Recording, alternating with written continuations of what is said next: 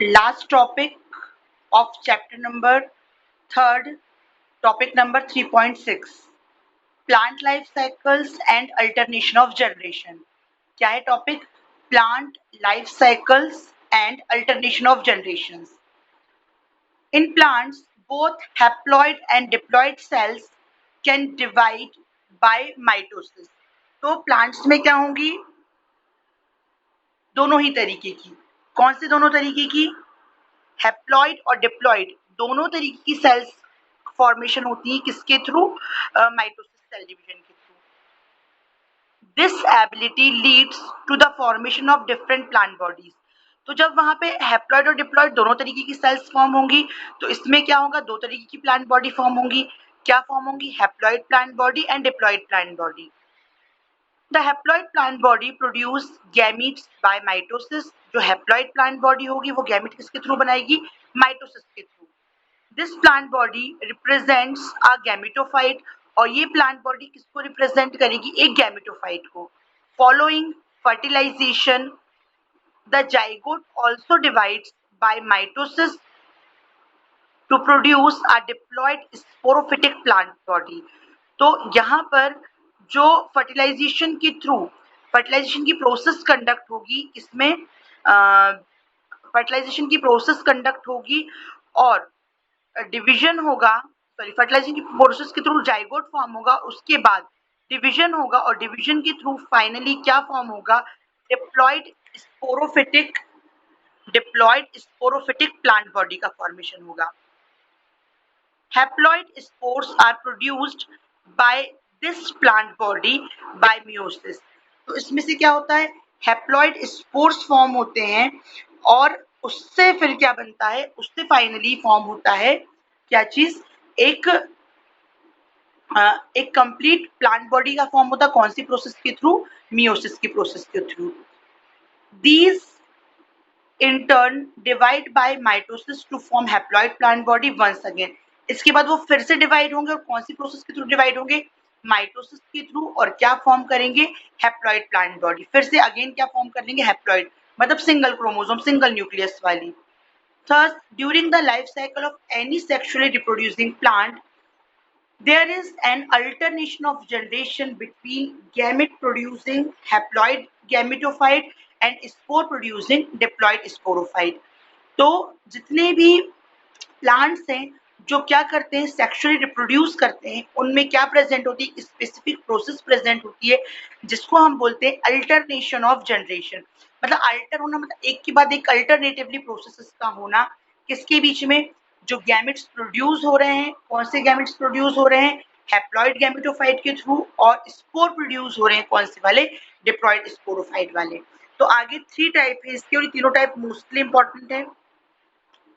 However, different plants as well as individuals representing themselves differ in the following patterns. तो सारे के सारे जो प्लांट ग्रुप्स होते हैं और स्पेसिफिकली जिनमें जो इंडिविजुअल ग्रुप भी होते हैं वो एक डिफरेंट लाइफ साइकिल का पैटर्न फॉलो करते हैं. तो नंबर फर्स्ट वाला है इसका हैप्लॉन्टिक. सिर्फ हैप्लॉन्टिक. हैप्लॉन्टिक मतलब इसमें हैप्लॉइड वाला जो है उसको प्रायोरिटी दी गई है. Sporophytic generation is represented only by the one-celled zygote. तो स्पोरोफिटिक जो जनरेशन होगी वो सिर्फ किसके थ्रू रिप्रेजेंट होगी? वो रिप्रेजेंट होगी जाइगोट के थ्रू. और जाइगोट कैसा होगा? One cell zygote. There are no free living sporophytes. यहाँ पे कोई भी क्या नहीं होंगे? हमारे फ्री लिविंग स्पोरोफाइट्स नहीं होंगे. Meiosis in the zygote results in the formation of haploid spores. तो यहाँ पर जो मियोसिस की प्रोसेस है, मियोसिस की प्रोसेस क्या होगी? मियोसिस की प्रोसेस के थ्रू जो जाइगोट रहेगा वो किसका फॉर्मेशन करेगा? हैप्लॉइड स्पोर्स का फॉर्मेशन करेगा. The haploid spores divide mitotically and form the gametophyte. तो जो हैप्लॉइड स्पोर्स है वो क्या होंगे?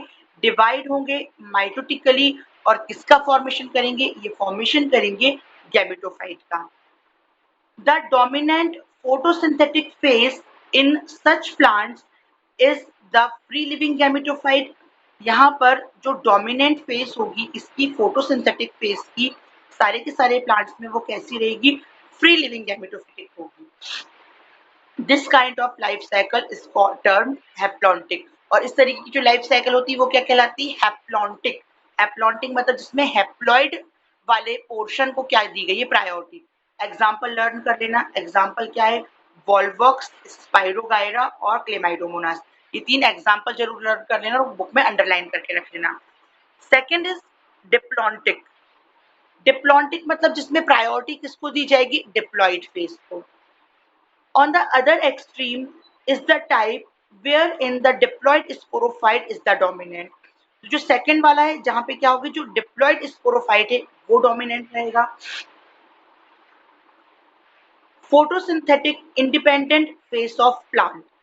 तो यहाँ पे क्या होगा? जो फोटोसिंथेटिक भी रहेंगे वो, और जो इनकी फेजेस रहेंगी प्लांट की वो कैसे रहेंगी? बिल्कुल इंडिपेंडेंट। इंडिपेंडेंट मतलब एक दूसरे से बिल्कुल कोरिलेट नहीं करेंगे, सब अपना अपना इंडिविजुअल वर्क रहेगा।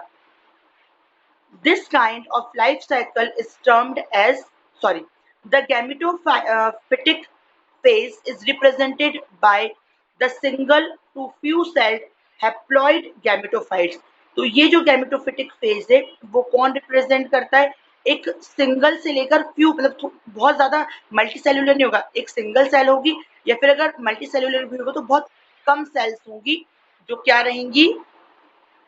जो इस तरीके के गैमेटोफिटिक हैप्लॉइड गैमेटोफिटिक फेज को शो करेंगी। This kind of life cycle is termed as diplontic. इस टाइप की जो लाइफ साइकिल है वो क्या कहलाती है? डिप्लॉन्टिक। एग्जाम्पल क्या है? एल्गी, जो an algae, alga Fucus, Fucus species की जो एल्गी होती है वो शो करती है pattern. In addition all seed bearing plants, मतलब जितने भी सीड बियरिंग प्लांट, सीड किन में मिलते हैं हमको? जिम्नोस्पर्म्स में मिलते हैं और एंजियोस्पर्म्स में मिलते हैं। डिफरेंस सिर्फ क्या होता है कि जिम्नोस्पर्म्स में कैसे होते हैं? नेक्ड और ओपन सीड होते हैं, और एंजियोस्पर्म में कवर्ड सीड होते हैं। तो ये भी शो करेंगे। Follow this pattern with some variations wherein the gametophytic phase is few to multicell। तो जहाँ पे जो गैमेटोफिटिक फेज होती है वो few to क्या होती है? मतलब बहुत कम से लेकर मल्टीसेल तक होती है। Last one is haplodiplontic. Haplodiplontic मतलब क्या होगा? कि जहाँ पे हैप्लॉइड फेज और डिप्लॉइड फेज दोनों को इक्वली कंट्रीब्यूशन दिया जाता है। ब्रायोफाइट्स एंड टेरिडोफाइट्स, जो अपनी स्टार्टिंग में अपन ने जो डिवीजन पढ़े थे प्लांट किंगडम का, वो interestingly exhibited an intermediate condition haplodiplontic. तो जो ब्रायोफाइट्स और टेरिडोफाइट्स है वो क्या करते हैं? वो एक इंटरमीडिएट कंडीशन शो करते हैं जिसको अपन क्या बोलते हैं? हैप्लोडिप्लॉन्टिक फेज बोलते हैं। Both phases are multicellular, however they differ in their dominant phases. दोनों ही फेजेस कैसे होंगी? मल्टीसेल्यूलर फेज होंगी, बट जब वो अपनी डोमिनेंट फेज है, मतलब जैसे कि जो हैप्लॉन्टिक फेज और डिप्लॉन्टिक फेज है, उनसे वो यहाँ पे क्या करेंगी? डिफरेंस शो करेंगी।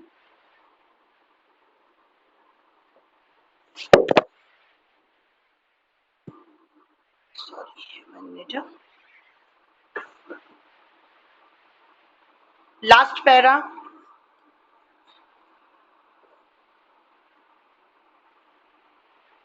a dominant independent photosynthetic thalloid or erect phase is represented by haploid gametophyte, and it alternates with the short lived multicellular sporophyte, totally or partially dependent on the gametophyte for its anchorage and nutrition। तो जो dominant independent photosynthetic thalloid या erect जो phase है वो represented होती, कौन represent करता है ये सारी चीजों को? डोमिनेंट कब होता है? जब हैप्लॉइड गैमेटोफिटिक होता है। और ये अल्टरनेट करती है। अल्टरनेटिवली इसमें क्या रहेगा?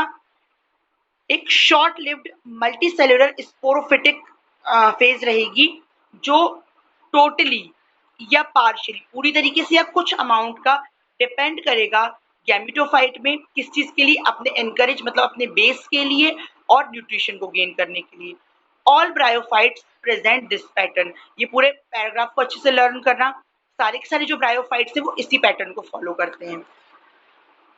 A diploid sporophyte is represented by a dominant, independent, photosynthetic vascular plant body। तो जो डिप्लॉइड स्पोरोफाइट होता है वो किससे रिप्रेजेंट होता है? एक डोमिनेंट, डोमिनेंट मतलब जो अपने आप को शो करे, इंडिपेंडेंट जिस पर दूसरे का कोई इन्फ्लुएंस ना हो, फोटोसिंथेटिक, फोटोसिंथेसिस की प्रोसेस कंडक्ट करे, अपनी बॉडी में ही फूड का फॉर्मेशन करे। वेस्कुलर प्लांट बॉडी हो, मतलब जिसमें वेस्कुलर टिश्यूज वेल डेवलप्ड हो।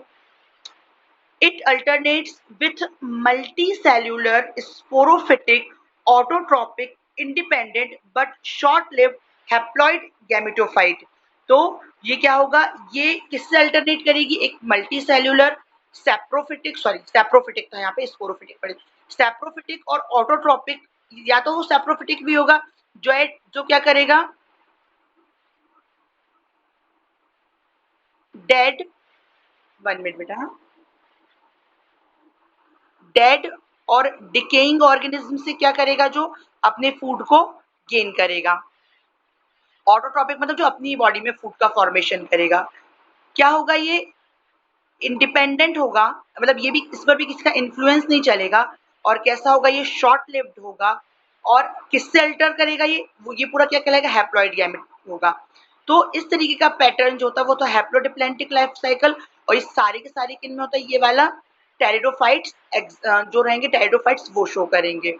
Interestingly, while most algal genera are haplontic, some of them, such as Ectocarpus, Polysiphonia, Calps, are haplodiplontic.